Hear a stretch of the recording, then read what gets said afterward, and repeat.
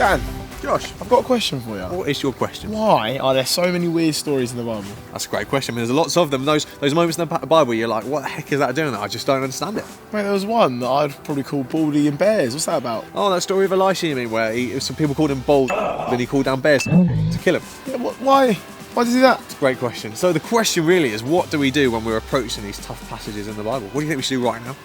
Right now. Right now. FIFA. Hi, Josh. What team are you going to be, mate?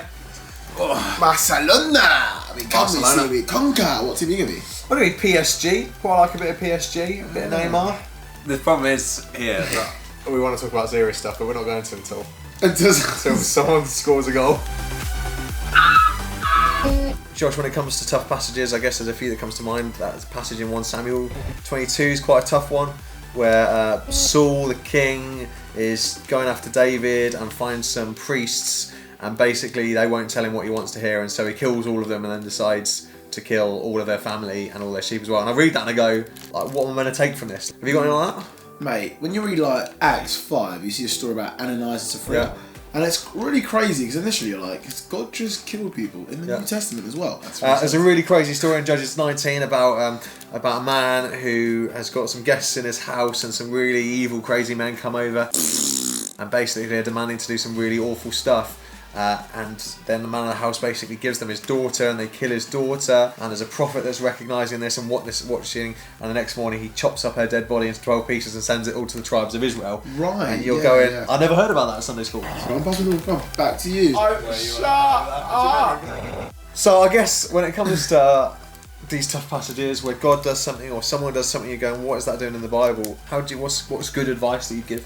The thing that I'd probably say is that there's actually space for questions. Yeah, I guess there's people in the Bible, right, who've asked a lot of questions, right? Yep, people like Abraham, even people like Jesus, you know, and the moments where they're wrestling with stuff, they've got permission to talk to God and to wrestle with God about it. And the stuff that you don't understand, ask him your questions, he's bigger than your questions. You should get a red card. What are you talking about? I think another thing that's really important is around asking people and seeking good advice from people that you trust. Have you got people like that, Josh? You, mate. You're a great person, actually. Thanks, mate. Yeah.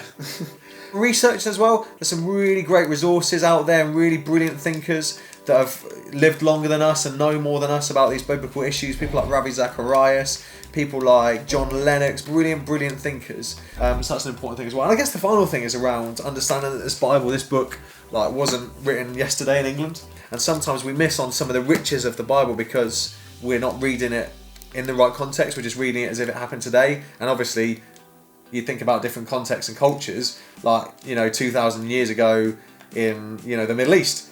And that's important to remember as well. So pray about it, seek advice, understand the context, and then I think, although you won't get all the answers then, that's a helpful thing to do. Do you agree? Yeah, no, I agree. Like, I think for me as well, like, Bible Project, great shout. Yeah. They give you a great overview of the whole Bible. Yeah. I think that's helped me a lot. So I agree, mate. Very good. I know you know what it's about. It's obviously the game glitching out because it knows that I'm better than you. I hope you enjoyed this video. As ever, please leave a like, subscribe if you want to, share it with someone that maybe is thinking about these kind of questions as well. Otherwise, there's loads of other videos with Josh, with myself, with Rianne that we'd love you to check out. Josh is doing his Iceland victory.